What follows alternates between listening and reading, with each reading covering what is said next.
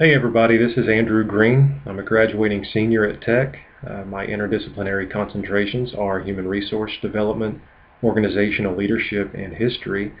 And my senior thesis covers the topic of operational inefficiencies in banking in the modern regulatory environment, which has come about from, as we'll discuss, several economic traumatic events.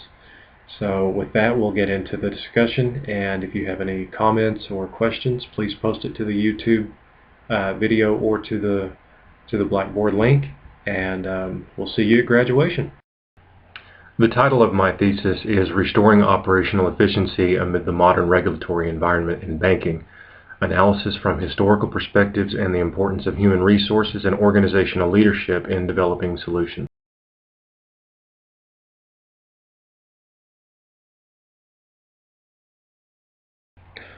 So what are regulations? The definitions can be hard to come by in terms of banking, so here at the bottom I've introduced a definition that I put together, and that is that they are laws passed by Congress and enforced through several federal agencies and some even at the state level that are aimed at protecting consumer interests and maintaining financial economic stability.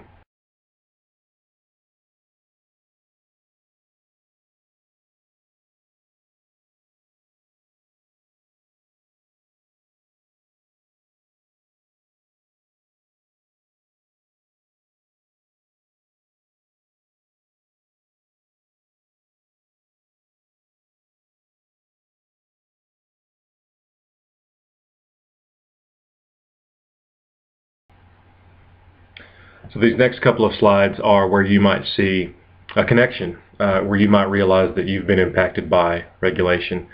Why are they important? One of the main reasons is to protect consumers from predatory lending. A lot of the modern regulations came about from the fallout from the 2008 mortgage crisis. In a different perspective, and we'll talk about this in a minute, September 11th, 2001 impacted regulations in a different way.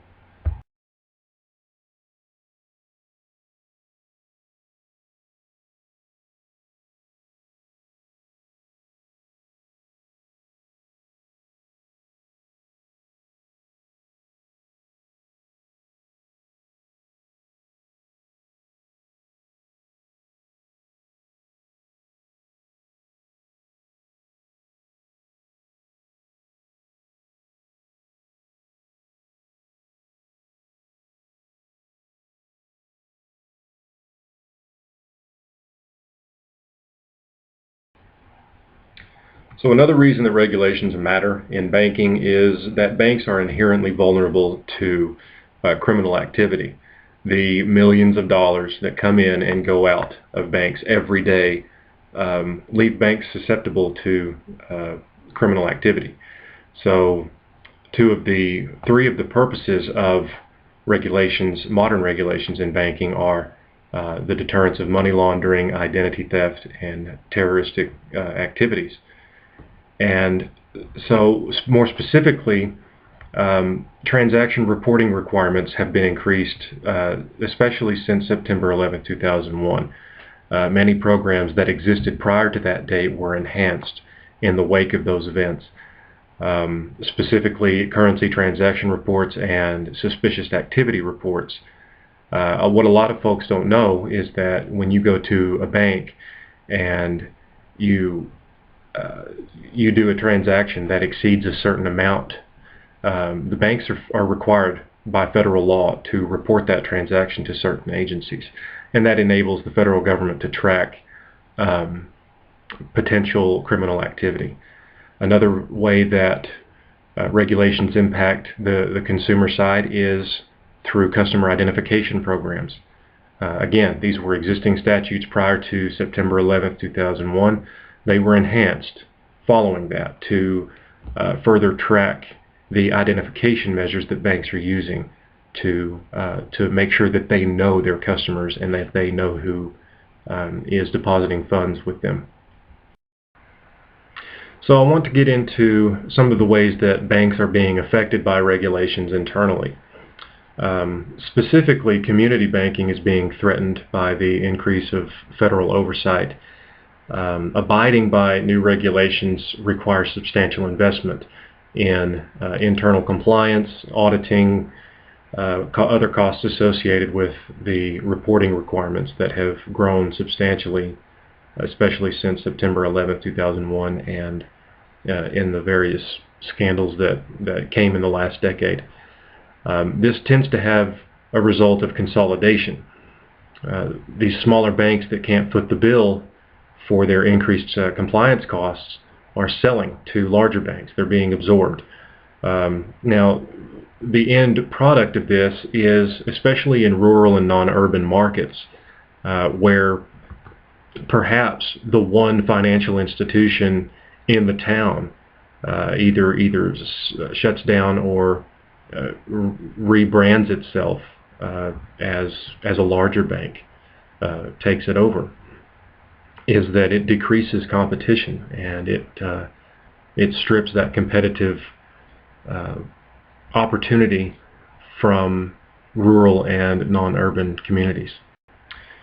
To expand upon that point, I wanted to read an excerpt from recent testimony from my own bank's Chairman and CEO, J. David Williams. He recently testified before the House Committee on Financial Services, and here's one of the things he had to say.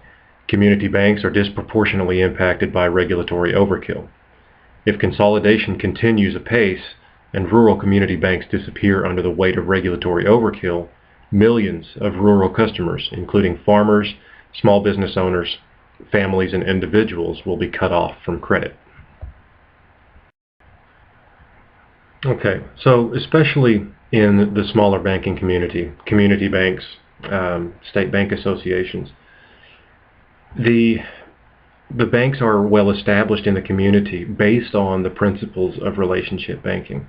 The banks have come to be based on their ability to treat customers fairly. And back in the old days when a handshake and a couple of signatures would seal the deal, those kind of principles that banks really try and hold on to the extent they can in the modern regulatory environment.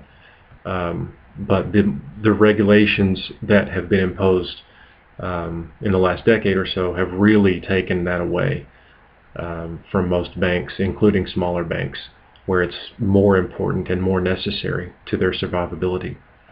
So how specifically? Identification measures that have been increased. They impact the customer-bank relationship. It can result in less trust from the consumer's perspective. More transaction reporting. As I discussed earlier, currency transaction reports, suspicious activity reports, those reports take time to fill out. The verifications, the screenings, the signatures, the disclosures, all of those things result in longer lines and generally delay the customer experience. One of the substantial changes has come from lending paperwork. In 2010, the Dodd-Frank Act was passed, which provided sweeping reforms, notably in the lending side. So if you've ever applied for a home loan and you've seen the stack of paperwork that seems like you'll never get through, then you've been introduced to the modern regulatory system in banking. So in my research, I made an interesting connection between modern regulations and their impact on the customer experience and how that intertwines with other banking phenomena. And one of those has been the prevalence of technology and its use as an alternative to the need for relationship banking. It's no secret that banks have invested heavily in technology to give their customers the advantage over the last couple of decades or so, but more specifically with the growth of smartphone apps, the usefulness of technology in banking has exploded in the last several years. So that component of it, if you think about it from the previous slide, and I want to read something that I put together. Investments in technology-based banking platforms are compensating for the ways in which regulation has forced banks away from relationship banking. So you have relationship banking taking a hit because of the increased federal oversight. But at the same time, you have this phenomenal growth of technology coming in to rescue, to take the place of the need for that relationship banking. Shifting over to the internal structures that are affected by the modern regulatory environment, I've concluded that there are three primary factors that influence internal operations in ways that decrease the efficiencies. The first of which is increased cost. Obviously, it costs more money to comply with modern regulatory standards. The second of which I just discussed, is the investment that has grown in self-service technology, which has provided kind of a bailout for the decline of the customer relationship. And the third point is what I believe are flawed opinions that self-service options from technology and relying almost exclusively on specialized compliance staff to handle the bulk of compliance-related matters, that those three issues combine to justify a decrease in frontline and operational training budgets. So I'll touch on some of the restorative efforts that I've introduced in my research to overcoming operational inefficiencies. First and foremost is training. I think training can probably benefit just about any scenario from any context. So in this case, training departmental leaders in compliance matters, not necessarily to make them experts, but to at least introduce or to build adequacy for compliance-related matters, so that compliance senior officials are not the only ones that are relied upon for consultations when regulatory concerns come up. Secondly is introducing compliance training to new employees. I think this is important, at least to give new employees an introductory perspective on compliance matters that they'll be facing. Centralized training offers many benefits for improving operational inefficiency.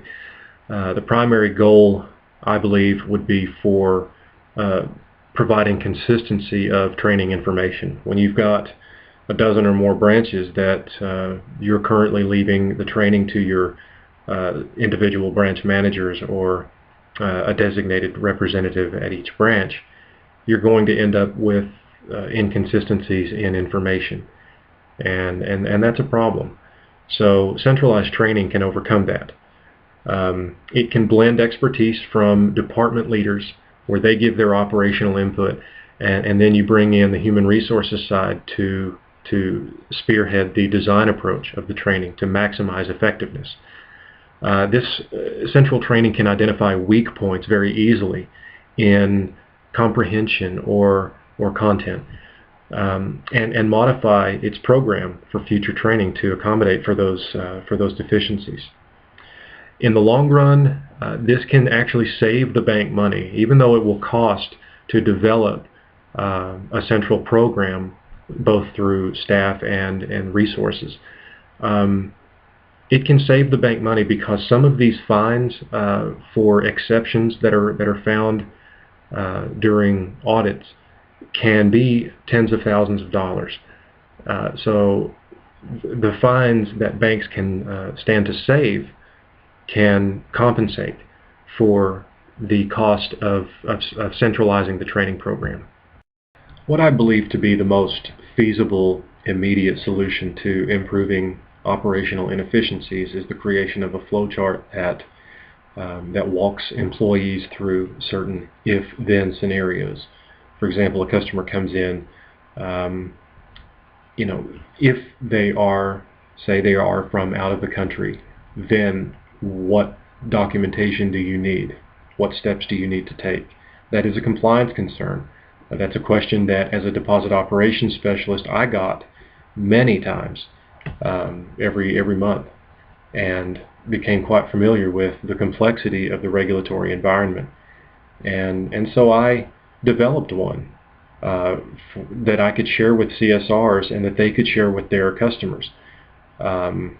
Compliance had already designed kind of a guideline, but it was not as user-friendly as I wanted it to be for the transferability of information.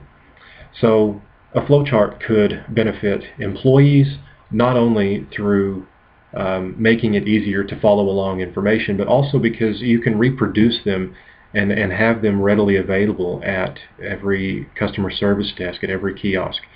And further, not only can employees have a copy, but you can show customers. If a customer if they come in and they want to open a business account, or let's say a business wants to apply for a loan, there are a lot of compliance-related questions, a lot of regulatory concerns.